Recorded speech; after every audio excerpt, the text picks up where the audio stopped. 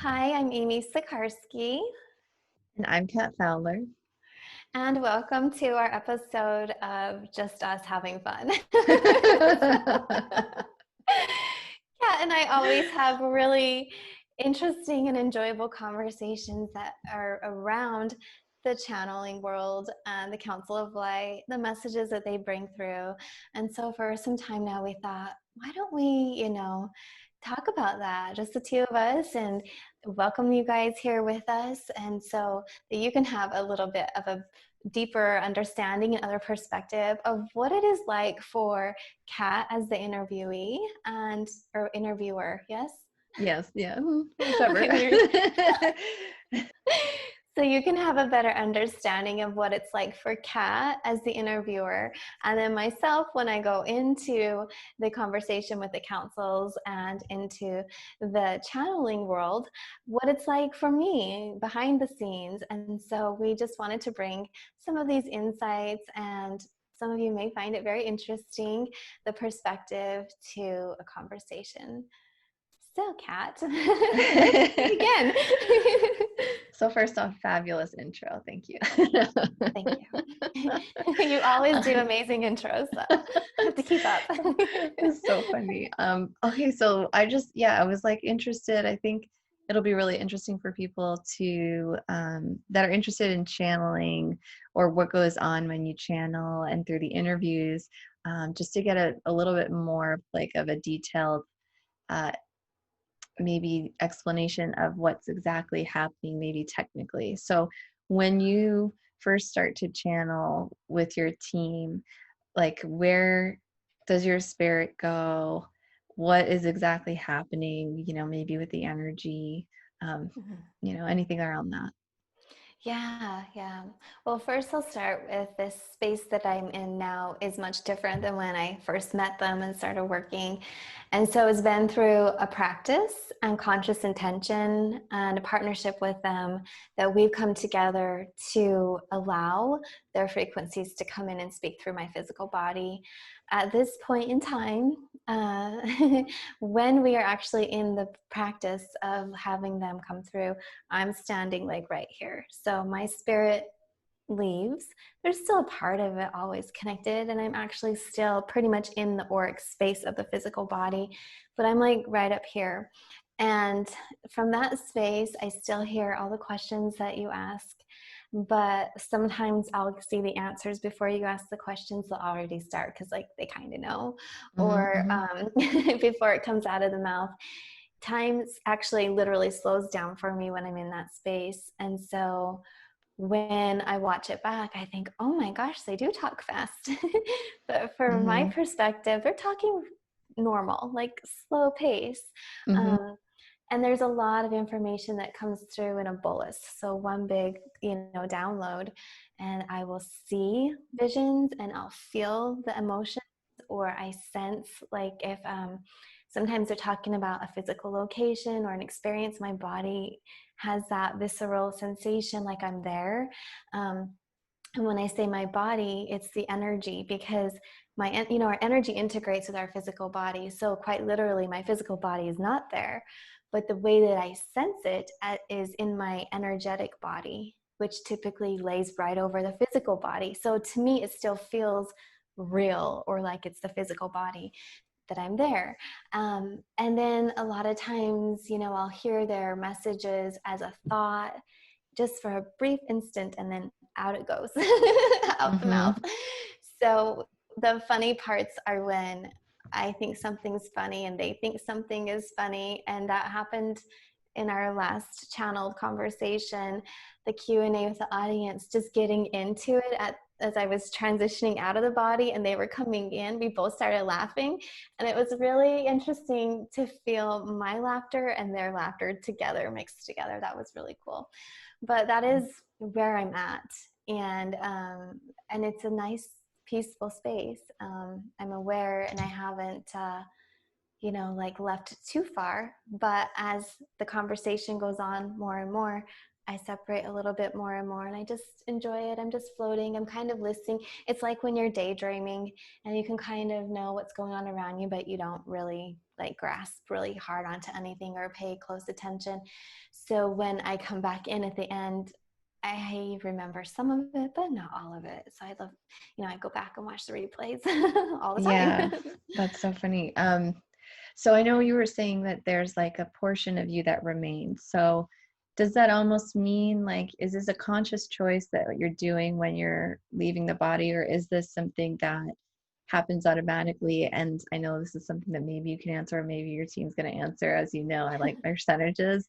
So like, what percentage do you feel of your spirit is leaving and what's staying, and as the switch happens?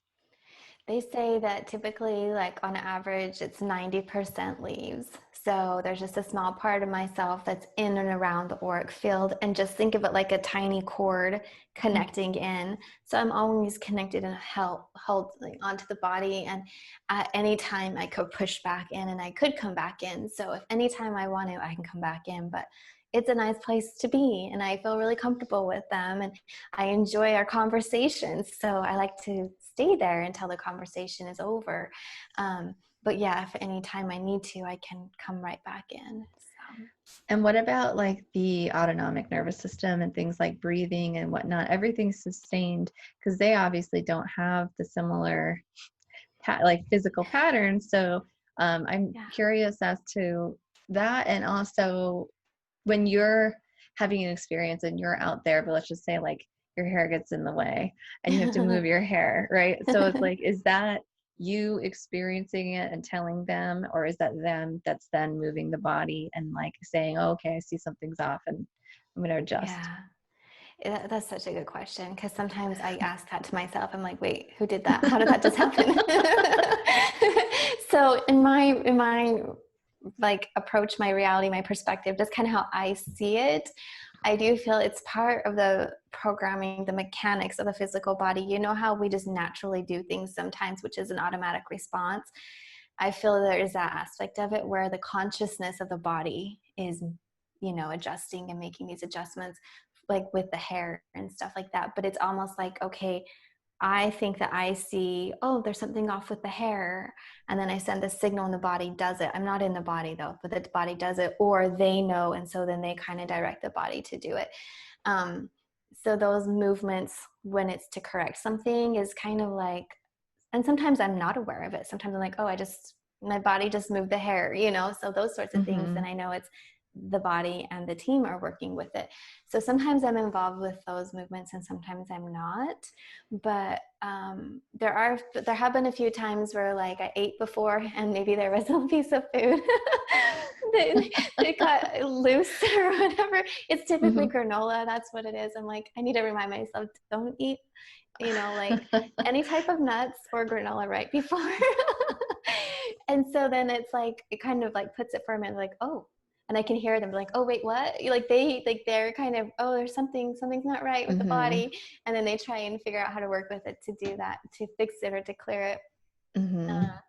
And then the last, not on our conversations here, but when I was filming for, it was, I think, it was something with the school. There was one of the channel messages. And when I came out, I was like, oh my goodness, they didn't swallow.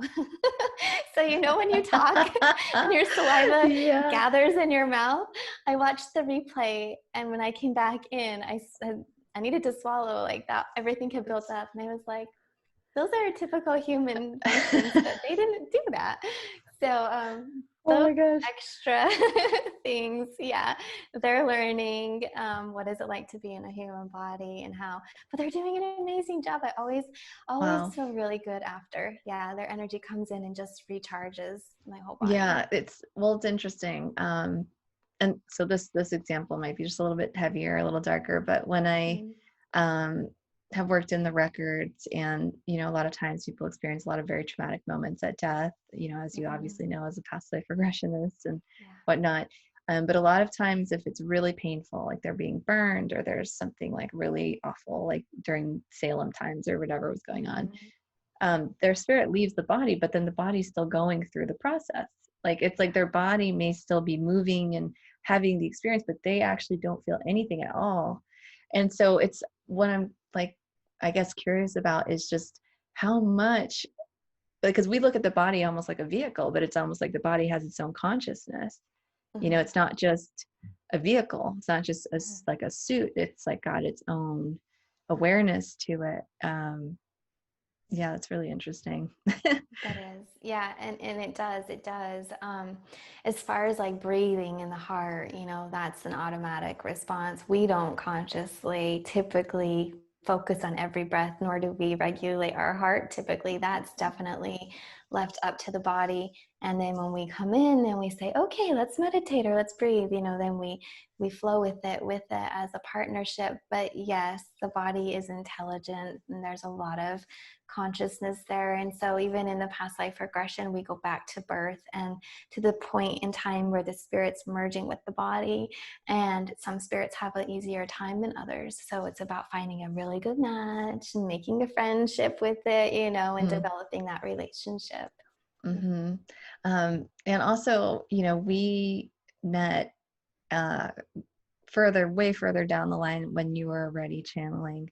And so I'm Yeah. curious, like prior to when we met, the beginning phases, like the beginning phases of you working with your team in particular, what was that like for you to allow them to start working with you? And what was that like, or if you can speak for them to start working within a physical body? Yeah, it's really good. So, years ago, when I was training to be a hypnotherapist, we would do a lot of trades. And in one of them, I would say that's the first time they really came into the body and they were speaking. And that's common. Well, let me just say it's not unheard of. It's not Mm-hmm. always the case, obviously, but it is one route that guides can begin to make an acquaintance and speak through. And I remember being in that space, relaxing. I was lying down and I could feel all the energy shift and come in. But what's interesting is I was already aware and familiar with that because having trained as an energy therapist, similar experiences would happen in my healing space and energy, not of me, a higher frequency, light frequency of consciousness, or like a spirit energy. So sometimes it's star energy, sometimes it'd be an ascended master or an archangel that would come in, and I would feel my energy body and my physical body, lift and be able to hold and regulate that. So at that point, I had already been working as an energy therapist for a long time, and it was pretty easy for them to come in. And it's just that when they were speaking, they started speaking at me like in the third person, Amy and she. And that's when it kind of was like, oh, wait a minute, this isn't me talking. And so in that moment, it was still my voice. I did not have an accent, but I could feel all the energy around. And it's kind of like they were giving me telepathically, it was coming through, it was just streaming, it was coming through and coming out. And then later on, when I guess was introduced. I'll just say that. I really don't even know how it happened, how I found the aspect of channeling in such a way. They introduced me to it, and I had a few questions that, I received answers to help me feel comfortable with the process. And then we practiced with breath. So I would let their energy come into my energy body, and then we practiced with breath, bringing them in more. But prior to that, when I was channeling for the Activating the Starseed book, the same thing. All the energy came through, but then my fingers just started typing and they were typing. So at this level, it's been a series of steps to get here. And I feel really comfortable with them because they've been with me the whole time, my team. And even having had the past life regressions and in meditations, they've shown me certain periods and points in my life all throughout my childhood where they were around. And it was really nice to see it from their perspective where they were around and then to remember my experience. So it's a nice, beautiful relationship. And that's one thing that I just have to stress. If anybody's ever considering working with the spirit in any capacity, you should feel comfortable, it should feel loving. You should have an awareness that these are your true spirit guides or your star family, or it's a true archangel. And there's a lot of aspects to that, but it was very consciously, step by step relationship that was developed. Okay. And so I'm wondering when we're doing the interviews, and let's just say they're answering a question and they're taking you through it visually as well as obviously, you're speaking about it. When you're out, are you still only seeing what they're showing you in your third eye, or are you also out and able to see like your team members? Like what's some people we were talking about earlier, like the way that they channel is almost like they journey really far, out onto like their team ship or something, and then they talk from there. And so that's a very different experience. So I'm just wondering what it's like for you visually as we're having our Yeah. conversations. Well, everything is black because my physical eyes are closed and I left the body. So there's no way to, and I think it's also a way to quiet and go within. Like, when you meditate or you're having an energy session, it just cuts out any extra distractions.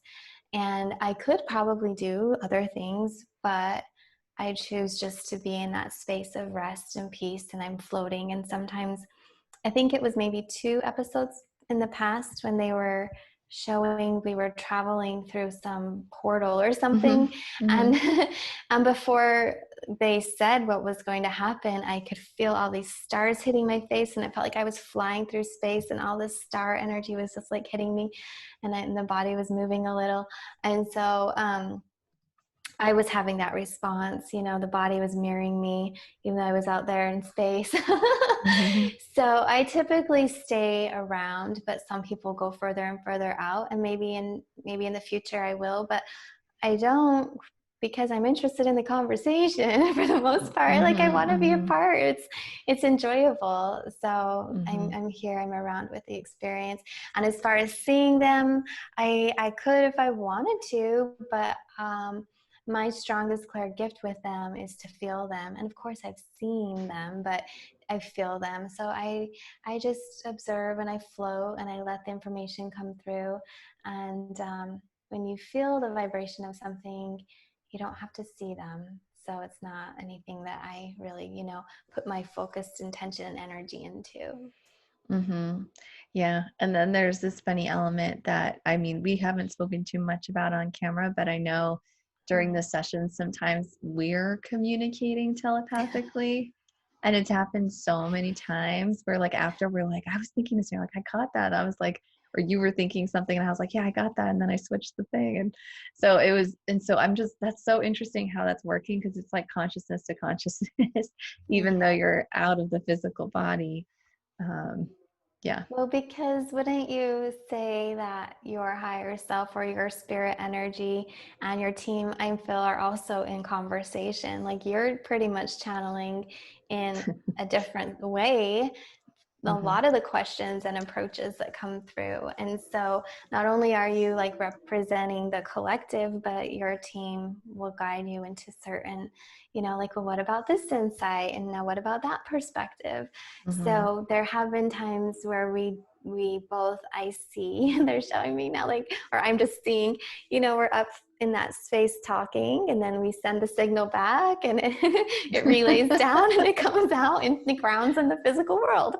So Mm-hmm. yeah, it's Mm-hmm. very interesting, but I do remember getting sensations like, oh, she's going to ask this next. And then you would ask it and they would already like have the information ready to go. And to be very clear for the audience members, with exception to the questions from the audience, like the questions that The everybody emailed Q&A. in, yeah, with exception to episode 11, you never share with me the questions ahead of time. Like, Mm-mm. I never hear them. And I request that because I don't want to like start thinking about them. I want to be so just the counsel in that moment coming through. And that's Mm-hmm. why, the most part, why I want to stay around, because I want to know what's Mm-hmm. today's topic. Yeah. And it's like, it's really funny. And I'm sure you have this all the time when you do pre-recorded work, because where this is always pre-recorded for the most part. And Mhm. but we'll get the real time. I don't know how to describe it. We'll hear the response to what the question, the answer will be. Like I'll hear what people are saying in their Mm, response, and then that's how sometimes I'll ask my next question, yeah. because I'll actually get the like, oh, well, people are going to be thinking this and that and this and that, but it's not for me. I'm just sitting and I'm listening, Mhm. but then that'll come through. And I think that also they do that as well, obviously, because it's like you're in a quantum space. And so even though let's say it's going to air in a week, we're hearing what people are thinking when they're Yes. watching it, but now. Yes, you're Yeah. going forward in time, or you're just tuned into that collective, interest and their response. That happened when we did the Q&A. So that Mhm. morning there was a question that came in, and all morning long I kept hearing, the council talk about everything, and it was Mhm. like, all right, this is a bit much. Okay, I said, Kat, can you ask these questions right away so it can just like filter? Like they have stuff they want to talk about, and for about a couple hours, I was just there hearing all the conversation. I'm Mhm. like, okay, because they understand the different Mhm. perspectives, and where everybody's in their own perceptive frequency, and we all have our own experience. So there's different aspects to each question that needs to be delivered and brought through. And they were bringing that all to my awareness, which was nice, but I could feel the energy building because of all the excitement. We want to say this and we want to say that. And I'm like, okay. So funny. Yeah, so that actually brings me to another question. So I know in the more recent episodes, obviously we've switched around and we've done particular star races and things like that. Mhm. So can you explain a little bit about what that process is like the selection as to who's the emissary that comes through? And we've had different transmissions that we've considered offering but then didn't really want to do that because they weren't necessarily in alignment, and so like where is the deciding factor and about Mm. who comes through and whatnot. Well, I think that it is a relationship and a partnership, So sometimes I think it typically like will happen at once. I'll have a feeling, or I'll have an interest or a thought, or I feel and sense a race around, usually before we go live or the recording. Um, Hmm. and then they'll come through, but sometimes I would feel multiple races, and then it would just be like they would just open, and whoever, I don't know, I think they pick it. I'm okay with it. I almost would rather, okay, you guys just, what would be the best for the collective and in this moment, because one time we were going to invite a race in, and then a different one came in because they said no, just because we were doing two that day, so their vibrations were going to be more compatible with my body. I think one was one that I'm really used to, and one was a frequency that was a little bit more intense for the body, so they didn't want to overwhelm me with two intense frequencies. And so I thought that was really nice of them. But sometimes I don't know till right before, when I hear them say, okay, and now this, being is Hmm. coming Hmm.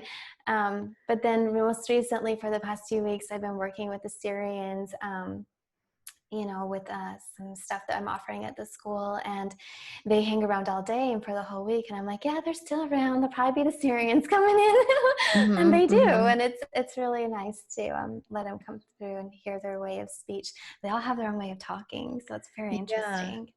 Well, so this brings up two questions. So the first one is like, are you familiar or have you been acquainted with every member on the council, or is it more like you just know your core team and then you've seen a few Uh, others? Well, the Council of Light's really big. I mean, I don't even know if I could put a number to it, but I feel the wholeness, the vibration of it. And then my council body is an aspect of it. And I have met, and my council body, but it's kind of like a reunion, and everybody was there at once, and I just feel the joy and the love and the messages. And I haven't really felt a personal desire, or I haven't been drawn to Hmm. like Hmm. individually sit down consciously with each member. And Hmm. so it's just probably not a part of my personality, or I don't feel necessary. Hmm. Or some people be like, really? Why wouldn't you? I would love to, and all of that. Hmm. But I don't know. I mean, I could if I wanted, but mostly I feel them come through together, or when the energy shifts, I can tell that a new spokesperson is coming in Hmm. from my individual team. And when the council comes through, it's a broader energy, and I think like it feels like it can be up to three beings coming through as one. Hmm. um, and so that shifts a little bit. But definitely when they invited in individual star beings, it was like one emissary from that star system that would come in and speak. So, and I always felt the shift, like the different vibrations. I mean, I felt the shift and I was just doing the interview and I feel like, oh. Um, so when it comes to, so we'll talk about the blending in just a second, but just to clarify, so most star beings have their council, and usually it's 12. Mhm. And so have you always, like, at what point did your council, what happened? How did they up joining this council of light? Was it something they were always involved in? You just only became aware of later? Like, how does that work? They were always connected and a part of it, but when I made a conscious decision in this lifetime that I would work and bring through information is when it's kind of like they signaled to them, okay. And so they were like, I'm hearing guardians, respecters, like my team saw the transition, they led the Mm, transition, they introduced me to the council. In my earlier channelings, it started out just my team, and then over time was like the Council of Light. And I remember when the name changed, and I was like, oh, okay. And I felt with it, I'm like, you know what, this is a different frequency than when I first started, and they're very compatible. So sometimes I can definitely tell it's like such a definite vibration, and other times it's very slight, but you can tell, oh, it's a different being. mm, So they introduced me into the Council of Light. I mean, we always knew each other, but they helped with the transition into letting them speak through me. But my team, I mhm. trained with them first, and then the Council of Light came through. Okay, yeah, because a lot of people, I mean, we've seen it, have said that they can channel a council of light as well. Mm-hmm. So I don't know, maybe you want to clarify that how there's different pockets, there's different things, there's different groups. It's Yeah, yeah.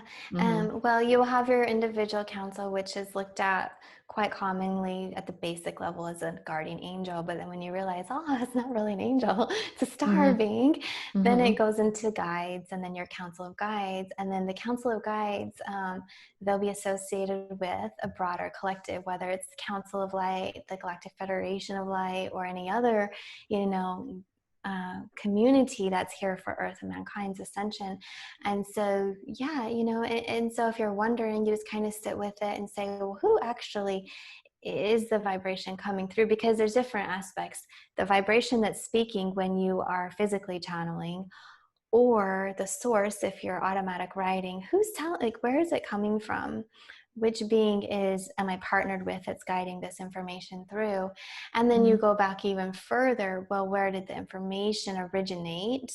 Where, and so then it's typically like the larger body, the council, that's here for, and it would be here for all of us, right? Essentially they just have their own approach and Mm-hmm. their own way and reason for working with mankind. So Yeah. What I'm curious about is the role of like a higher self. So not just the soul energy, but the higher self within a council like that. Because mhm. I mean, higher selves, to my understanding, are way up there compared to like a soul, like your individual Yeah. soul level.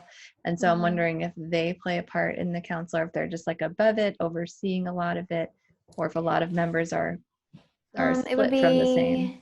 be, yeah, it would kind of, I see my dog, and go on. My husband just got home, and she's like, oh, Hmm. he's here. Hmm. um, so yeah, so it would be more like watching over, like the higher soul Hmm. would watch, the Hmm. oversoul would watch over. They have awareness and just kind of, like watching over, holding the space. And so there's a blend of the different levels of consciousness. So it's your spirit and soul, and your higher self is, a part of it. But when it becomes to like individualized thoughts and emotions and sensations, it's more an aspect of the human aspect, and then the spirit, that's the part when you leave the body, like at Hmm. the end of Hmm. the lifetime. So yeah. Yeah. And then another thing that was I found interesting, because we talk about this a lot, how there's like, I don't know, a core 6 or 7 or 8 races that humanity is very familiar with, but there's like hundreds and hundreds and hundreds of races that we don't have any awareness of, or they just don't have any, interest in humanity, or just no interest in letting us know.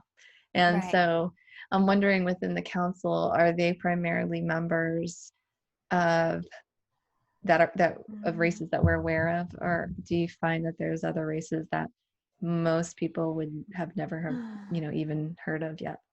Yeah, that's so interesting. I would say that they're most races that people have heard of, but there are some smaller aspects, like smaller experiences that I've had. And so you'll have a blending of those beings that want to come in. And even on my personal council meeting, they're not my guides or council members, but they invited in, some of the elementals from Earth and they came Mm-hmm. in. So it's like, the meetings are different. The conversations that I personally have it's my personal team, and then a lot of times they'll invite in other beings that have a similar, agenda and wanting to help. So similar light body really and intention.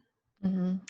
And then, so when we're doing the transmissions, and a lot of the times it was like the very first time that you've ever brought in a particular, anchored to a particular race. And so I know during the sessions, like occasionally they'll be supported by the other races or by the other members of the team so that you could hold the frequency. And then you were saying Yeah. sometimes it's even three or just multiple consciousnesses blending to coming into one. So can you kind of Mm-hmm. explain a little bit about what's happening with that?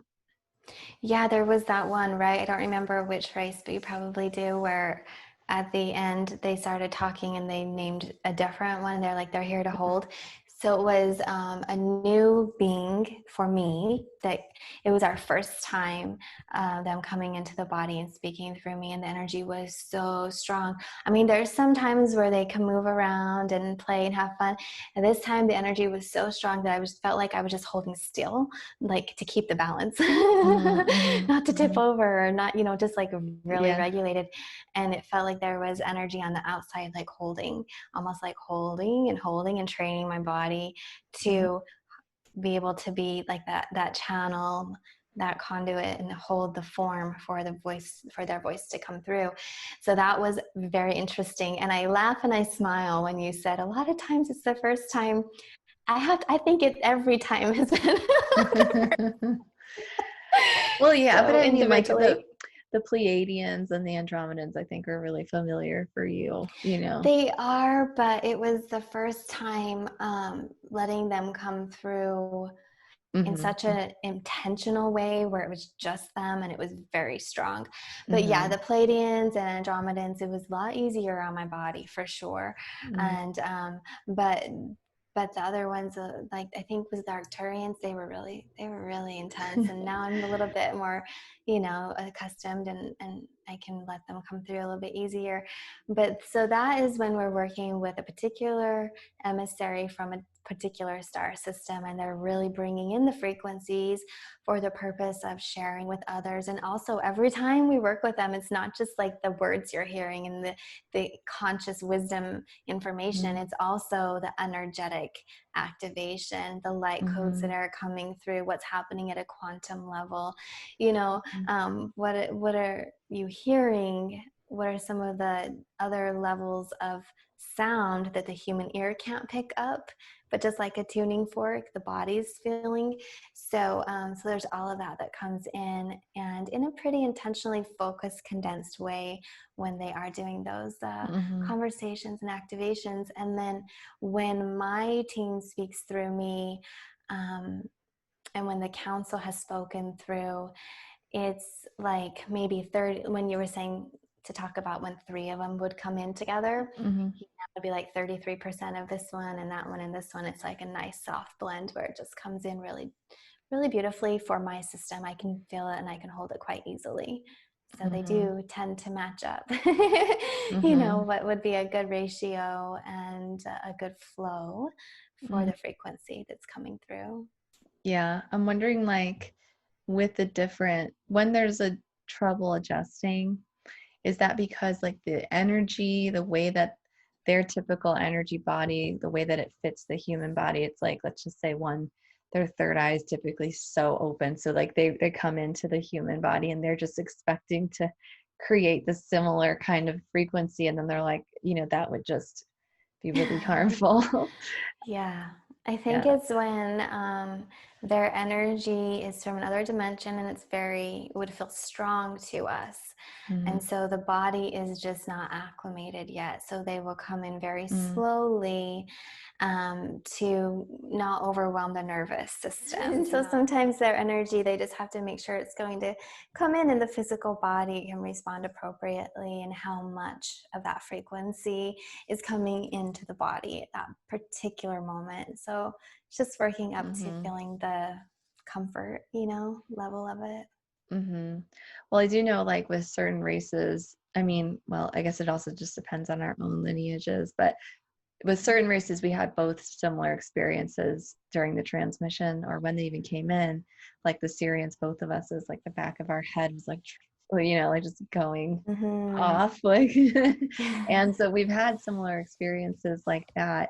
And so that's why I do wonder if it's like, what is creating that? Is that just their energy frequency, or is that how they typically hold their energy, and then how the way that it almost like a puzzle like fits within the human system, that it creates that kind of activation in a particular area? Like some are more heart, like Lero is all, so Yeah. much heart, and then others like are all, not all, but more mentally, focused. And yeah, so I'm wondering what's creating that. Yeah, I think it is just the way that they have adapted to communicating with humans in the human body, and Mm, also what their specialty and role is. So, like the mhm, Syrian Arcturians, I felt more around the mind, mhm, and they have been noted to be more scientific and these sorts of things. With mechanical creations and scientific information, and whereas, yes, the Lyrians it was all beautiful love. And also, I can sense when they're coming in, even though my eyes are closed, obviously, but I can see the waves of energy. And the Lyrians, it was like this soft wave coming in. Oh, so pretty, washing over, dancing, and mhm, stabilizing. And some of the other ones, it's like a beam. Here we go. Very right, direct and, like straight right, shot. And then they connect in. So, yeah. right. Let's also just maybe if you want to talk a little bit about like the what's the word, intensity of the accent that can come through versus like not having an accent, because we've had interviews where in the beginning, like this is months ago, where we would go like really long and then the accent would fade, and I'm like, is that Amy coming through, what's going on? So can you explain, because I'm sure that's something that people have wondered. Yeah. Yeah, there was a period where I think we did like a 2 hour long one. Yeah. And you can tell I don't have a back. I'm sitting on a bench. And so I was like getting really tired. And that was the physical body, it's been like, oh, we're getting tired. And of course, the council would want to talk forever. And there was so much conversation and topic to continue with. But so I felt like the body was getting a little bit tired. So they left a little bit. As I was coming in as a transition, like, okay, we're almost done, we're almost done. And so as they leave, then it's more of me speaking. But yes, when they are, I want to say 100%, but they said what, like 90, 95%, when it's just purely them, it can be strong and they can speak really quickly. Sometimes we have to remind to slow down, but they do want to get their message across in the amount of time that we have. And so, and by that, I mean, like, how long can the body maintain the connection? Mhm, Um, mhm, mhm, so they talk kind of fast and they have an accent, and sometimes the accent will change slightly or just a little bit, and I can feel, oh, it's a different person coming through, or it's a different star frequency. mhm, It's a different guide coming in because their accent mhm, changes just a little bit. But it can also happen the other way when I do guided group meditations or when I'm teaching classes, and so much of it's channeled. It's just that I'm mhm, consciously here, my eyes are open. mhm, and mhm. and there have been some times where I'm talking and then all of a sudden the accent comes through. And I'm like, well, you guys probably can tell that the council's around because a little flavor of it just Mhm, came mhm, through. So that mhm. is, yeah, how we work. That's so funny. And then also I wanted to talk about, gosh, it was probably like the third or fourth episode or something when the Archangels came through, like once or twice. And so if you could explain, so I know that the experience with Archangel Michael was a little bit different than Metatron, and those were the two Mm-hmm. that came through. But Mm-hmm. I think we were only like very briefly talking about how it's a collective essentially for Metatron that comes through, as opposed to like, oh, it's one single being. So if you could just explain a bit of that. I have to remember. I don't. I don't remember that aspect. I need to go back and do my homework. Okay, let me kind of ask them to show me just one second. Well, okay. Well, first of all, this is from me. First of all, yeah, Michael and Metatron are two that I work with very frequently. I started working with Michael, from the beginning, like decades ago, and then it blended over to Metatron, and now I work with a lot of different angels. I would say Shamuel comes in quite frequently, but Jeremiel, Michael, and Metatron are like the three that come in often because of the work that I do and how they are working with clients individually in sessions. So it just kind of made sense, I guess. They picked it. I was open to, okay, they show up and they want to come in, sure. And so that was really nice to have that. But Metatron's frequency is a frequency, it's an energy, and he is holding this space, or he or she, whomever. There's not really a gender, but it's a Mhm, vibration holding this space. And within this space, it can be like a community where other beings are working in that consciousness. And so there's little facets of individual truth and sparks of light or souls from the Godhead coming through. So it's just like a facet of the vibration of Metatron. And there's aspects that can come through in sessions for different topics and different listeners, if it's an individual session or the purpose for being there. And so it is a beautiful blending and merging. And when you think about consciousness and energy, it all happens outside of the physical body, and there can be a mhm, commingling and a coalescing, and like they always call it that coming together. And then you can find little facets of individual perceptions and perspectives coming into reality. So when you do feel and hear, channel messages from other channelers with a particular source, they can bring a specific vibration as far as like the topics or the angle that they're coming through, the perspective. And that's because it's being delivered for a specific audience in that specific time frame. So there's a lot mhm, of variations, but it's all coming from the same vibrational source. Um, mhm, or what we need in they always call it limited. So they're saying limited understandings as a mhm, human with mhm. all the amnesia. So does Yeah. that make sense to what you were asking? No, it does. I just, yeah, because they're, with other channelers and whatnot, um, like let's say Metatron, for example, will have a different accent, completely Oh, different yeah. accent, but it's Metatron.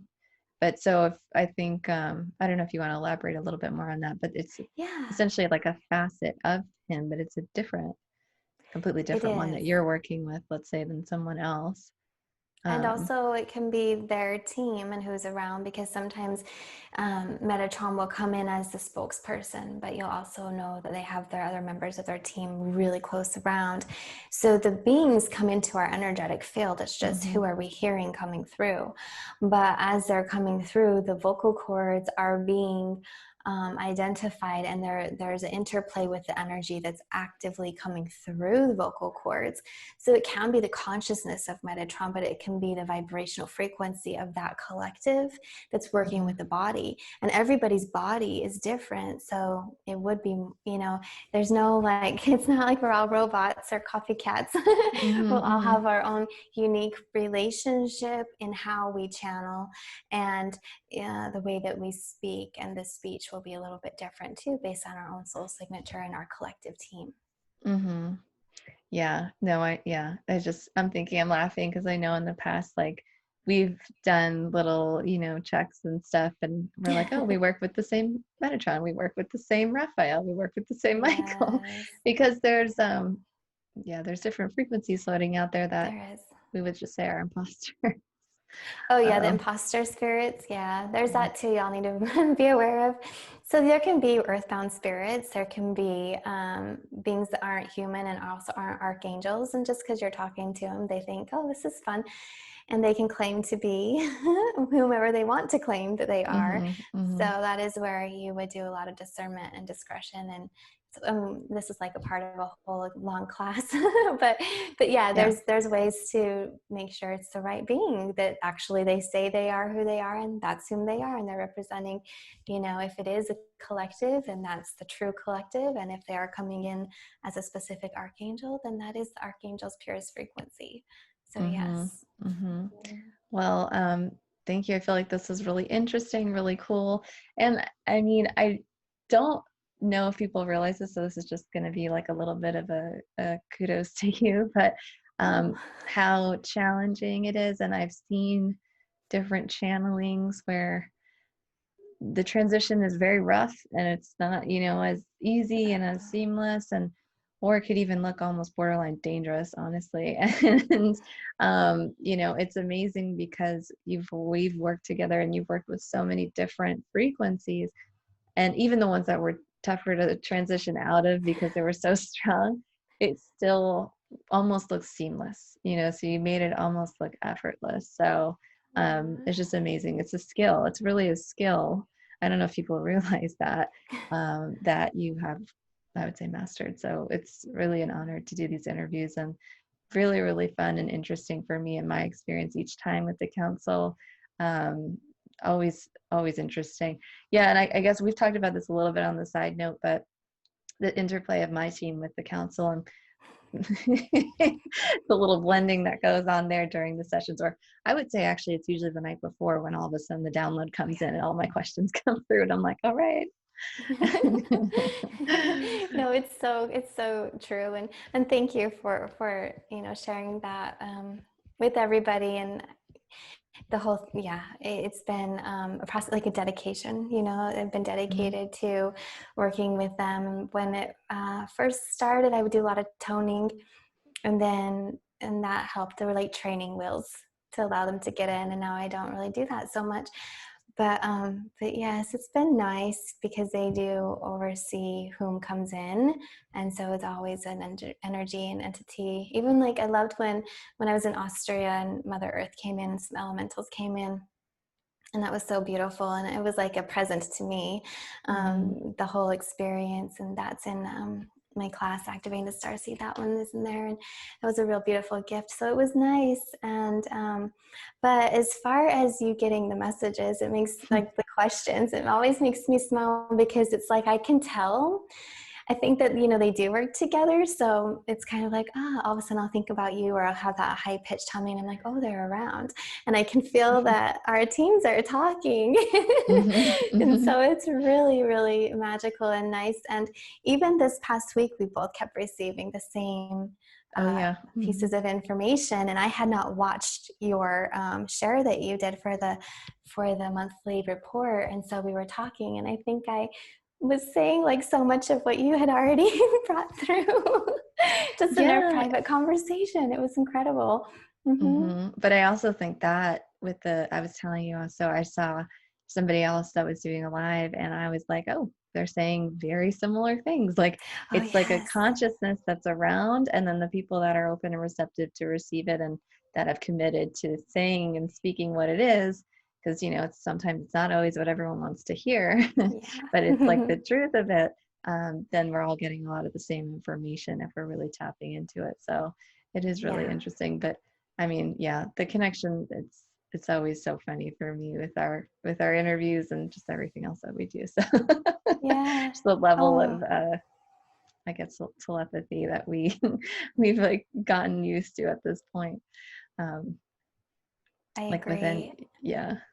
And it's nice that you brought up the whole point about, we have our teams, and then a lot of us whom are more in the public platform are also bringing through information for the collective specifically. So it's all coming from a higher space, just kind of making its way down and out through Mhm. the different channels. And many people they're already aware of it, or they're starting to be introduced to it, and then they hear the message that just is like confirmation, like, okay, Mhm. that's what I was getting, or that makes so much sense for what I'm going through. And so it's such an honor. It's like such a gift and a beautiful opportunity. So thank you for always interviewing and holding the space and asking the most perfect questions. I appreciate it. Oh, yeah, it's awesome. It's always fun for me. And um I just love having that ability to speak with them. It's just it's a really cool thing. I think it's a really interesting way of, it's like instead of the delayed communication, let's say if like there's a little bit of a delay, if let's say I was asking you for an answer from them first, Yes. okay, they're just coming right in. And Mm-hmm. so yeah, it's been a really cool opportunity. And I think all the viewers that follow the show and love this show, I'm sure they really feel the same. To get the interdimensional information in this capacity, I think is really awesome. So yeah, thank you. Thank you. And thanks, everybody. We appreciate your love and support. And we're all, working in this realm together. So we honor you for being here. So thank you. All right, bye everyone.